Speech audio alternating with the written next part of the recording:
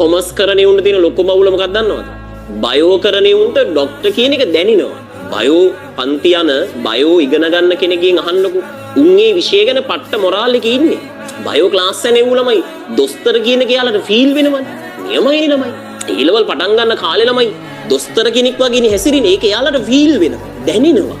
Maths කරන එකාට maths කරන කොල්ලට ඉංජිනේර් කෙනෙක් වෙනවා කියන එක ඇඟට දැනෙනවා. පාරේ යන්නේ මම අනාගතේ ඉංජිනේරුවෙක් කියන හැඟීමෙන්. බයෝ කරන කෙනා පාරේ යන්නේ මම අනාගතේ වෛද්‍යවරයෙක් කියන හැඟීමෙන්. ඒ කියන්නේ එයාලගේ විෂය එයාලට දැනෙනවා. කොමර්ස් කරන ඔයාට මම ඇකවුන්ටන්ට් කෙනෙක් වෙන්න ඉන්නවා කියන එක දැනෙනවා. මම අනාගතේ බැංකුවේ රත්තාවට යනවා. ඒක ෆීල් වෙනවා. මේක වෙන්නේ කොමර්ස් කරන එවුන්ට ඒකේ විෂය ඇතුලේ තියෙන රැකියාව ටික දැනෙන්නේ නැහැ. එහෙම දැනුණා නම් මීට වඩා මේක වැඩ කරනවා. අර සයන්ස් මැත්ස් කරන එකාට ළමයි විෂය ඇතුලේ තියෙන රැකියාව ඇඟට දැනෙනවා. ඔයාට එහෙම දැනෙන්නේ නැහැ.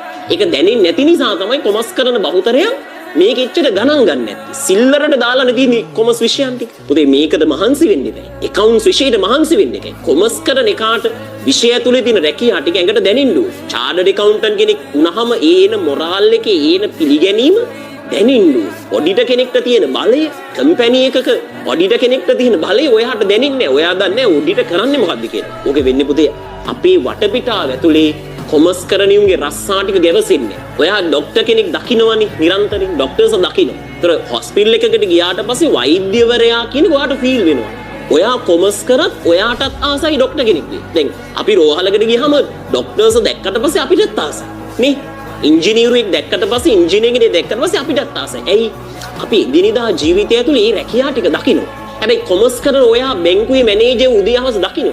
මම මෙතන ඇහුවොත් චාර්ටර්ඩ් ඇකවුන්ටන්ට් වල මොන ගහලා ඉන්නවද කියලා. මං හිතන්නේ මෙතන 100%කටවත් චාර්ටර්ඩ් ඇකවුන්ටන්ට් කෙනෙක් හම්බෙලා ඇති කියලා කතා කරනවා. සමහර අය චාර්ටර්ඩ් ඇකවුන්ටන්ට් කියලා දන්නෙත් නැහැ. ඔඩිටර්ස්ලා කතා කරලා දිනන ඔඩිටර්ස්ලා කරන දේවල්. අර අපේ විෂය ඇතුලේ තියෙන රැකියා මිනිස්සුන්ට ළමයින්ට ෆීල් වෙන්නේ නැතිකොට ළමයා මේක ගැන ගැඹුරට ගන්න නැහැ. හැබැයි පුතා කොමර්ස් කරලා කොච්චර හම්බ කරන්න පුළුවන්ද?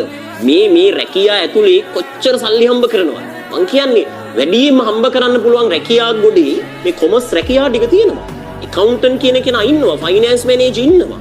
චාර්ටර්ඩ් ඇකවුන්ටන්ට් කෙනෙක්ට ලංකාවේ කොච්චර ආදායමක් ගන්න පුළුවන්? මිඩල් ඊස්ට් වගේ මැද පෙරදිග රටකට ගියොත් මේ ඩුබායි ඒ වගේ මැද පෙරදිග රටවල් වල චාර්ටර්ඩ් ඇකවුන්ටන්ට් කෙනෙක්ට කොච්චර පිළිගැනීමක් තියෙනවද? මිලියන ගණන් වලින් පඩි හම්බෙන්නේ. මිලියන ගණන් වලින්. චාර්ටර්ඩ් ක්වොලිෆයිඩ් නම් එක්ස්පීරියන්ස් තියෙනවා. يعني මේකේ රැකියාව ඔයාට ෆීල් නොවුනට මේ රැකියාව වලින් ළමයි සුපිරියට හම්බ කරන්න පුළුවන්. හැබැයි ඔයාට මේක දැනෙනවා නම් මම ඇකවුන්ටන්ට් කෙනෙක් වෙන්න ඉන්නේ යන්නේ. මම කොමර්ස් සම්බන්ධ හොඳ විශේෂඥයෙක් වෙන්න යන් හදන්නේ කියලා ඔයා මේ ගීමට වැඩ කරනවා. ඒ නිසා ඒක ෆීල් එක ගන්න. මම මෙහෙම පොරක් වෙන්නේ කියන එක හැඟීම